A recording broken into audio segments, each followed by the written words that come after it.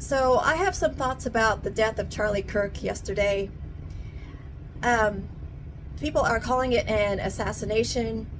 Um, that's really not the correct term. It was a murder, yes, but it is incorrect to call it an assassination because he was not elected to any office. He didn't deserve the level of importance that comes with that. But there are some people who have been elected to office who also don't deserve that level of importance. But whatever, whatever you want to call it, it was wrong what happened. Is not violence is not the way problems should be solved ever, ever, ever, ever. Um, and we all should condemn the way Charlie Kirk was taken out. But I think there's something I saw on social media earlier today that um, put it very well. It said that what happened, Charlie Kirk's death, the way he died should be condemned, but so should his life. He was a vile, hateful, homophobic, misogynistic, abusive, hateful, rhetoric spewing person who caused a lot of tremendous harm to people and our society. He's not a hero. He doesn't deserve to be honored in any way. That what he did, what he was famous or infamous for, that's really a better word to use, infamous. Well, I think South Park was spot on when they called what people like Charlie Kirk do. They came up with the word master debating. Or maybe they didn't come up with it, but I never heard that term before. But it was so smart and clever and insightful of them to use that word because it describes perfectly what these people do. They are essentially pleasuring themselves by having dishonest and unequal debates with in the case of Charlie Kirk, and I'm sure there are other people who are following his atrocious example by going to college kids, or maybe even younger kids, and maybe some of them are going up to high school kids and debating them. These impressionable youth who don't really yet have the knowledge and or skills or confidence to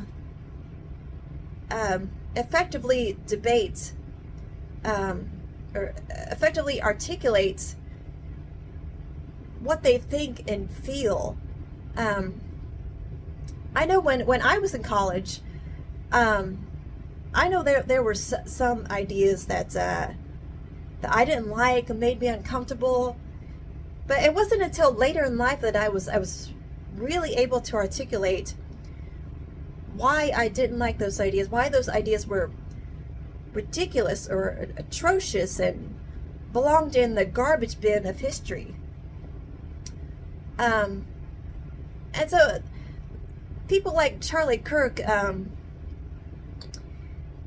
it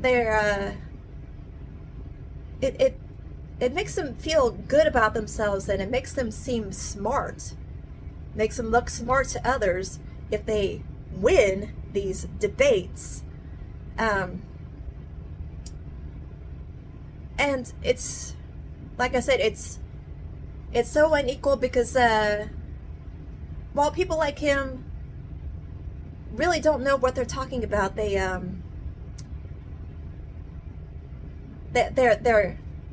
confident in their stupidity. It's the Dunning-Kruger effect. And then they have charisma. They're able to connect with people as horrible as their ideas are. I would have liked to seen Charlie Kirk debate these same kids 10 years or 20 years down the road and see how he did against them then. Another reason why it's so unfortunate the way he was taken out. People like him think it's some kind of victory when they talk other people down. People who aren't prepared to effectively debate them. But really, in situations like that, no one wins. We all lose, even the ones who don't realize it. There's a quote that comes to mind. I think it was Mark Twain who said it. It goes, "Don't argue with stupid people. They will talk you down and beat you with experience." I think that's how it goes. That is unfortunately Charlie Kirk's permanent legacy. He was still very young, only 31 years old. Who knows what his future could have been if he hadn't been taken out by violence. Maybe he would have changed his ways at some point. Maybe he would have grown and matured to the point where he realized he was wrong. And with his platform, if he had had such a revelation, had such a change, he could have influenced so many and changed so many people's opinions about things. That would have been great to see that. Or maybe if he had never changed, he would have just maybe many people, or maybe many people, if not all people, would have just at some point just stopped listening to him, and he would have, rather than being taken out by violence, he would have been silenced by shame or obscurity. That's the way. It's much better for people like him to go out that way. Just fade into obscurity and then die of natural causes. These people who seek adoration and fame or infamy, that is fading into obscurity is the worst punishment of all for these people. I think at least some of them would consider that worse than death. The outrage that this incident has sparked, some people have had a ridiculous knee-jerk response and are jumping to the conclusion that this was the work of some left-wing extremist. When we don't, the shooter is still at large. We don't know anything about this person and what their motivation might have been. So just wait until you have more information before drawing any conclusions. And people are conveniently forgetting the fact that the vast majority of political violence has been perpetrated by far right-wing extremists.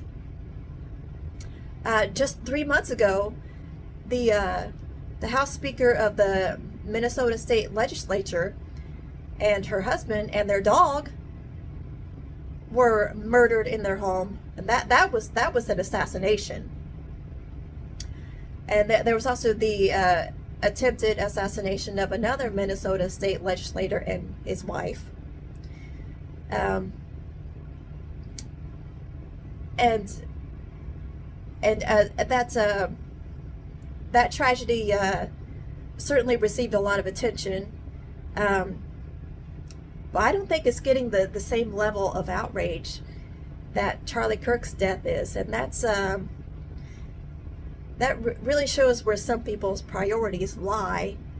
Also, the fact that people have become so numb to school shootings and other mass shootings, that they're happening on a near daily basis now, and it's there's so many that we can't even keep them straight. Which one is which? There was a school shooting yesterday on the same day that Charlie Kirk was shot and killed. Where's the outrage about that? And all the other for all the other people who have had to endure the violence of mass shootings or witness them. So many people, including far too many children, have been killed, and far too many more have been wounded. And thankfully, many people have survived this violence, but they have to live with the post-traumatic stress that comes with it. And that's also true for people who have merely witnessed these tragic events on a lesser level, but still it adversely affects their lives.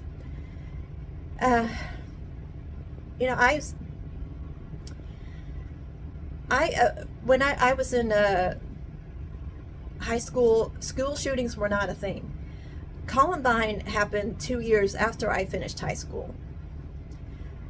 And I remember how shocking it was to everybody. It was like the whole country stood still when that happened. And to think that it has become so common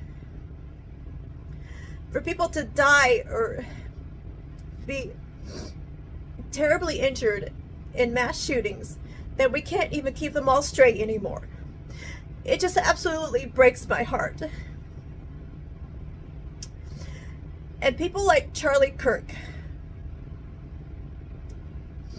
who actually said that he thought it was worth it to have some people die by gun deaths every year so that we can keep the Second Amendment.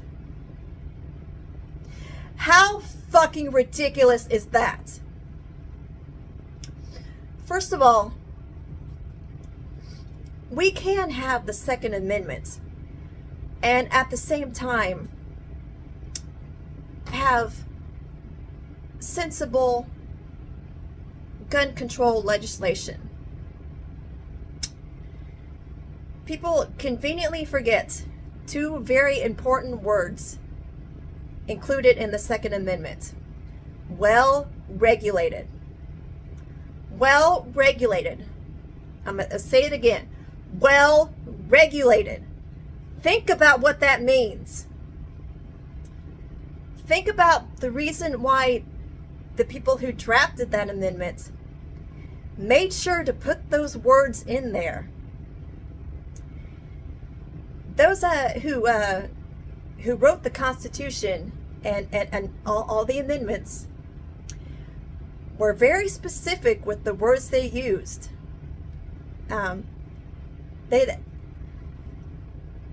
Every word they used is important. There's nothing in there that's there are no words in the entirety of the document that are just taking up space. They are all in there for a reason. They knew They knew what they were doing and why they wanted to phrase things a certain way. The Second Amendment has been grossly misinterpreted. Far too many people for decades and decades have been believing it and influencing others to believe that having any regulations for the sake of public safety is a threat to the Second Amendment. It's a threat to gun owners. Absolutely ridiculous. It was never meant to mean that every whack job or every mentally ill person, every person who's prone to dangerous activities or any kind of violence should be able to attain a firearm. I don't get why so many people have not been getting this. AOC spoke about it in her response to Charlie Kirk's death. She said we can have the Second Amendment if people who want to own guns can pass universal background checks, then great, they can own guns. But we can't have everybody, people who can't pass these background checks, having easy access to firearms. I mean, that's how we've gotten to the point in this country where we're all terrified on some level that we're going to be a victim of a mass shooting. And people like Charlie Kirk call it the price of liberty.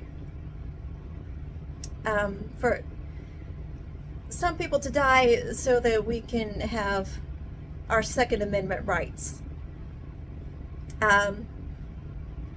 You call that liberty for people to be fearful that they're going to be gunned down somewhere? You call that liberty for the people who have been taken out by gun violence? The First Amendment says we all have the right to life, liberty, and the pursuit of happiness. And that comes before the Second Amendment. So, far too many people have lost their right to life, liberty, and the pursuit of happiness because people like Charlie Kirk and others like him want people to believe that even the mention of having sensible gun control legislation is a threat. They want people to believe that they're going to have their guns taken away, even if they're responsible gun owners who passed a background check. Nobody's going to come and round up everybody's guns. The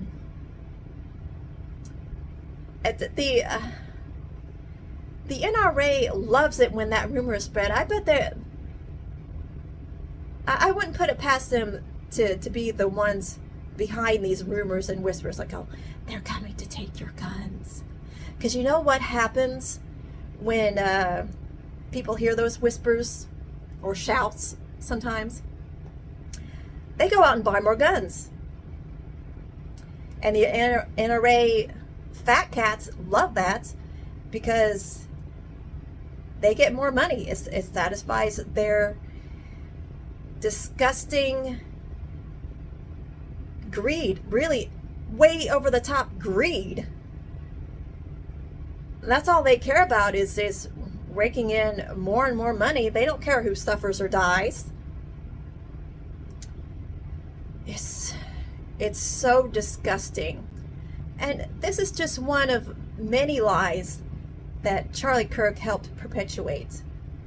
Just part of the dangerous rhetoric that he spread over and over and over again that has threatened public safety and many people in this country.